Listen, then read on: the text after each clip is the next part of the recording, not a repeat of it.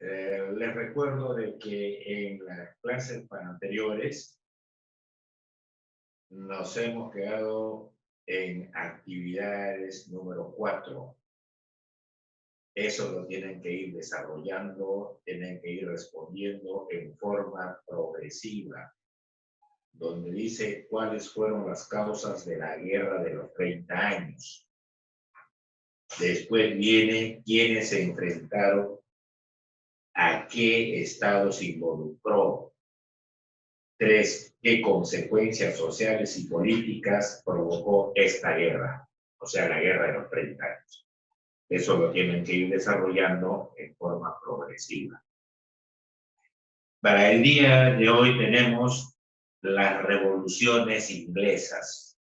Nos vamos a dirigir, vamos a visitar Inglaterra. Hemos dicho que una cosa es revolución y otra cosa es rebelión. La revolución se lleva a cabo en el aspecto político, en el aspecto social, en el aspecto económico, en el aspecto cultural. Mientras que la rebelión también es el levantamiento del pueblo dirigido por algún personaje que quiere un cambio, pero desde un punto de vista, puede ser político o puede ser social o económico. Y aquí puedo agarrar y hablarles sobre, por ejemplo, de Tupac Amaru II. ¿Por qué se organizó y se levantó Tupac Amaru? Simplemente para pedir la creación de un tribunal de justicia en el Cusco para una rápida administración. Y punto. ¿Y por qué se levantó Juan Velasco Alvarado? Hacer una revolución, un cambio, no rebelión, sino una revolución en lo político, en lo social, en lo económico, en lo educativo, etcétera, etcétera. Entonces ya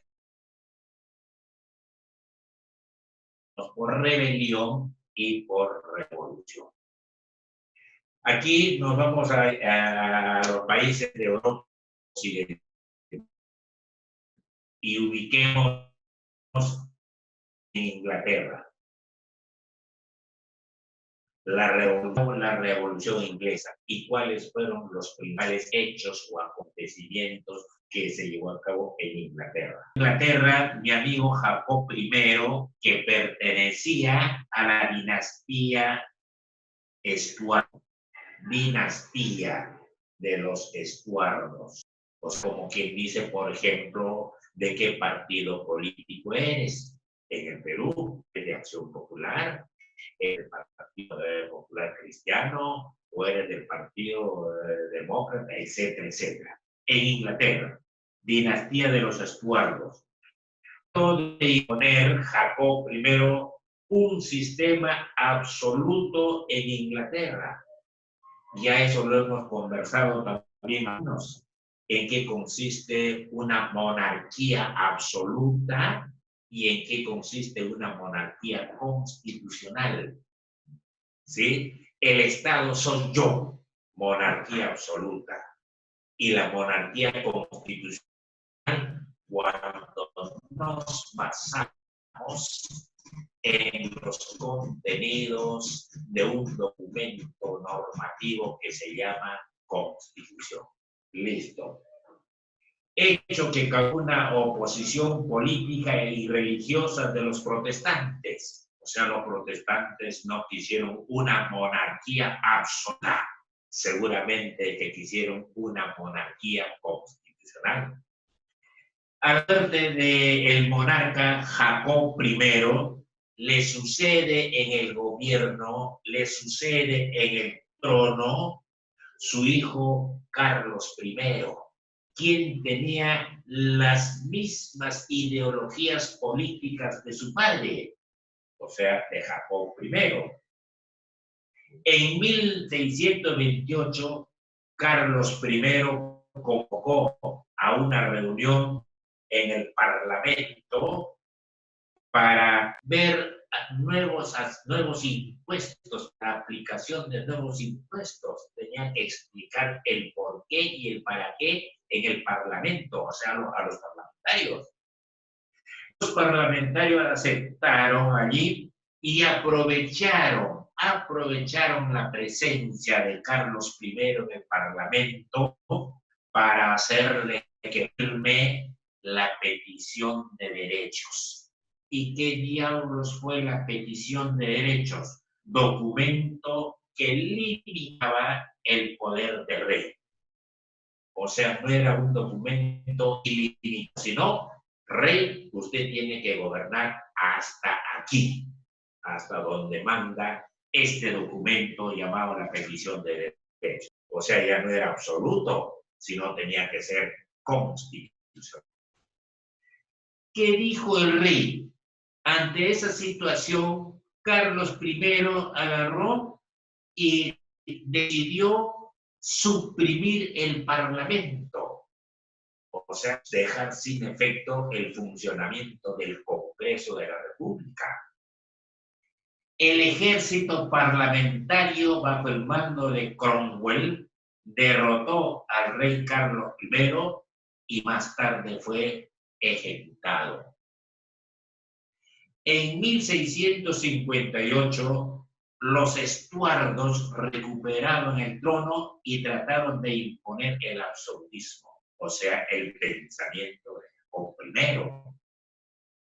En 1685, Jacob II asumió el trono, el Parlamento lo destituyó y ofreció el trono a Guillermo de Orange. Jacob II asumió el trono, el Parlamento lo destituyó y ofreció el trono a Guillermo de Orange. ¿Quién? El Parlamento. ¿Y quién fue Guillermo de Orange? Príncipe holandés. Y a su esposa María, lo que tomó el nombre de Revolución Gloriosa, que se llevó a cabo en 1688. En 1689, el nuevo rey, o sea, Guillermo de Orange, juró la Declaración de Derechos. Lo que estoy hablando sobre petición de derechos, hacer una especie de constitución política del Perú, de otros países de América Latina. Cada país, ya he dicho, tiene su propia constitución. Estados Unidos tiene su propia constitución. Argentina tiene su propia constitución. Chile tiene su constitución. Ecuador tiene su constitución. En 1689, el nuevo rey juró la Declaración de Derechos que reconocía el rey Guillermo de Orange. 1. La libertad de las personas, la libertad de los individuos. ¿Y qué cosa viene a ser la libertad? Es la capacidad, es la facultad que tienen las personas para tomar sus propias decisiones. Y cuando se hace uso y abuso de la libertad, ¿qué nombre toma? El libertinaje. Eso ya es algo que no corresponde, porque va a fracasar la persona que está haciendo uso del libertinaje.